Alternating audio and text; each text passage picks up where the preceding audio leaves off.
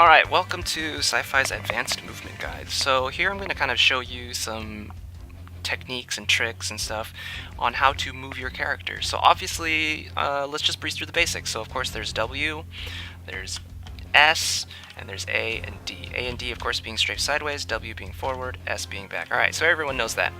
So if you'll notice W is your primary, this is run forwards. You're much faster running forwards than you are running backwards, and same thing with sideways. Sideways, backwards are all much slower than running forwards.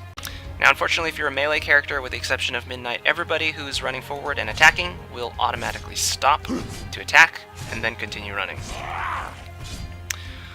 This is just what happens when you're melee. Now you do run slightly faster than range characters, but you still have this pause. Right, so as an example, here is a ranged attacker, Stink Eye. He's attacking, and you notice he's still moving. He's moving slower than he would be if he was normally, but he's still able to move. And all ranged heroes can have the same ability. They're able to move when they shoot. And really quickly, before we move on, there is actually a way to increase the speed of a melee character's attack when attacking. It involves what I call a quick switch, where basically you attack, and then you switch to a trap, and then you switch back to your attack. You switch back to your primary. Now you'll hear him, he's making the swing sound, but you don't actually see anything. I assure you, he is indeed hitting something, and it's very hard to see, but this is faster. You do run slightly faster. You cover more distance per attack. What I mean to say is, if you're just attacking and holding W, by the time you get 9, or by the time you get 10 of these, you can cover that same distance in 9 quick switches. So the attack speed is slightly slower, however you cover more ground, so you're able to chase down heroes slightly better. It's a very difficult technique to pull off. You have to have some fast fingers, and it needs to become kind of second nature. But and the opportunities to use it are limited, but it's a cool technique. I was kind of deciding to make a video on it, but it's really so not very useful that I just decided against it, and I put it here. So let's move on to jumps. Of course, you can jump, and when you land, there's no movement penalty. However, if you jump too fast, like if you jump and then jump again, there's a slight pause. So you want to avoid situations where you have to jump multiple times, especially if you're trying to escape. Like, you'd rather just fall down the stairs or a cliff. Let's say this was a cliff. It's better to fall off the cliff and then do a jump once you land, because if you jump off the cliff and then try and jump again, you're going to have that pause. Which could be devastating depending on the situation. It could be life or death. So, something to keep in mind. Right, so you would think that jumping backwards is slower than jumping forward. It's not, actually, so take a look at this. I'm going to jump from here to here while jumping forwards. As you can see, he jumps about that far. Now if I do it backwards, he also jumps about that far. You see, there's a speed boost or something. It's a weird thing about the movement. They don't take into account the slow backwards speed. He still gets the full jump speed.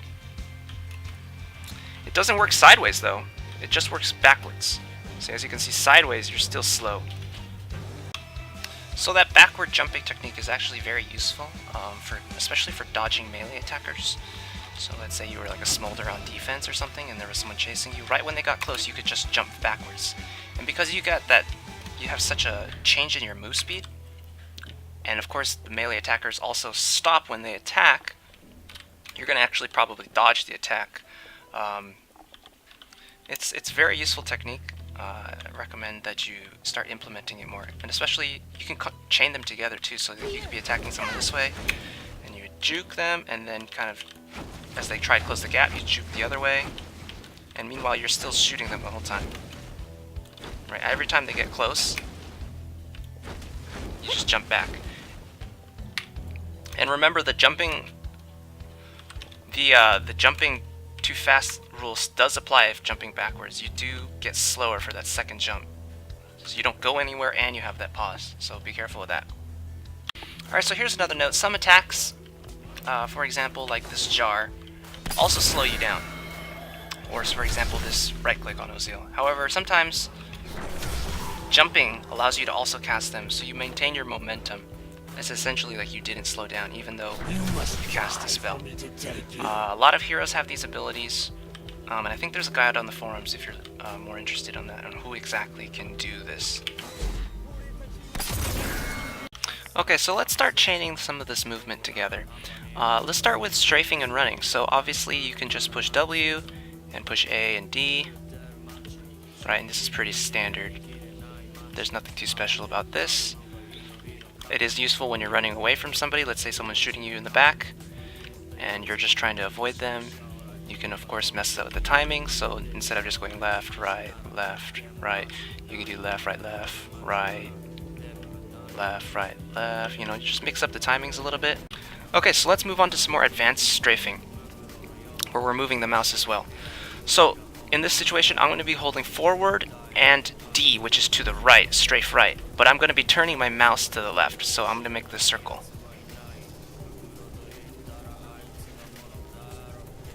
Okay, in this situation, instead of holding D, I'm going to be holding A. So again, this is forward, A to the left, and moving my mouse to the left. But instead of doing on this outside circle, because I'm doing it, everything is leaning to the left, I can do it in a much tighter circle. I can do it on that circle. Right, as you can see? And that's because I'm going left and also moving to the left. And depending on how fast I move my mouse, I can make that circle really tight. Alright, so you might be thinking, why the hell is this useful? So let's say you're stuck in this narrow hallway and you're like, oh no, someone's shooting at me, I'm shooting back and forth.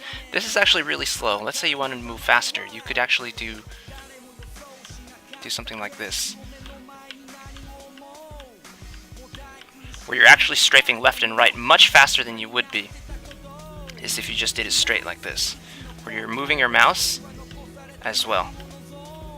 Now, fair warning, when you do strafe with the mouse, you're moving side to side much faster, but your forward progress is much slower.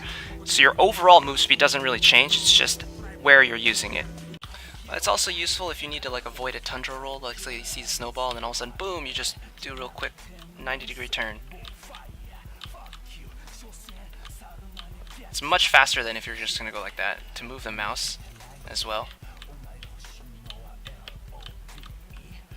So anyways, there's a lot of instances. Let's say you got stunned and you see a max bolt on the way, you can just boom, dodge that real fast.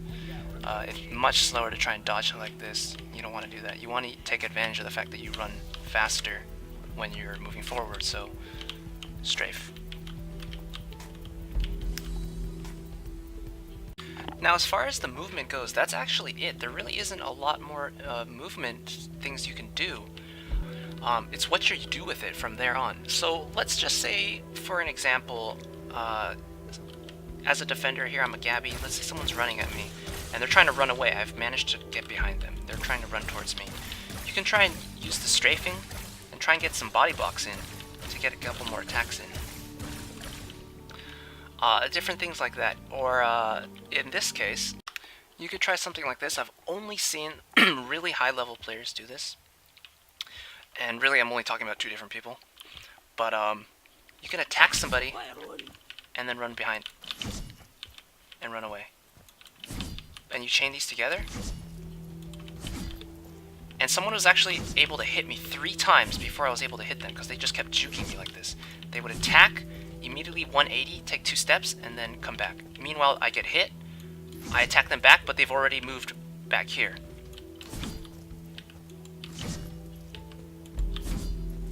So something like that. Like, you have to start chaining these things together and putting them into in-game situations. I can only give you so many ideas here, but you're just gonna have to try these out. Like, try juking players. One time I saw somebody, a black pod, juke around a max. He literally just did a 360 around him. He just ran around the max like this, and the max actually missed the stun. And once the stun was missed, black pod went in for the bite. So that's really it in terms of movement. I mean, there's really nothing special about the movement in this game. There is the weird jump backwards, and there's complex strafing when you're moving the mouse. But other than those two things, like it's all pretty standard stuff. So yeah, you're just gonna have to combine these items and then put them into in-game situations. I gave you a couple ideas, like try and juke players. Try and think of creative ways to juke players, but at the same time, don't try and juke too hard, otherwise you're just going to juke yourself. If you ever have the chance, actually, if you ever have the chance to play with Shiv's EU or Who's Your Justin, watch their movement with Blackpaw. I think those two players have the best movement in the entire game. I haven't seen anyone move the hero as well as they have. And I'm talking about like just little things like the juking. Shiv's EU is the one who juked me, okay? And with the attack and then the 180 move back 2 steps, the 182 step as I call it. He's the one who juked me on that. Like, I had never seen that before. That was crazy. It blew my mind.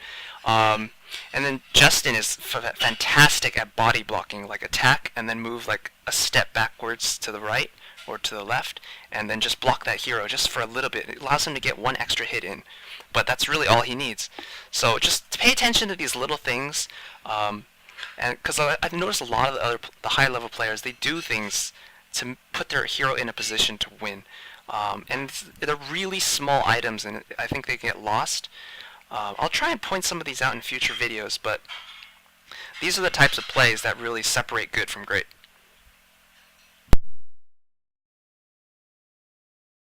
Another neato trick about the quick switch is actually you can hide a lot of animations because you're canceling. The reason why you're moving faster when you quick switch is because you're canceling half the animation, or more than half the animation. Right? Instead of doing this full swing, you only do the beginning of the swing. So you're canceling and you're hiding a lot of animation. So like for someone like Bianca, you can actually hide her right click by doing this. But you still hit them. You could also hide the E.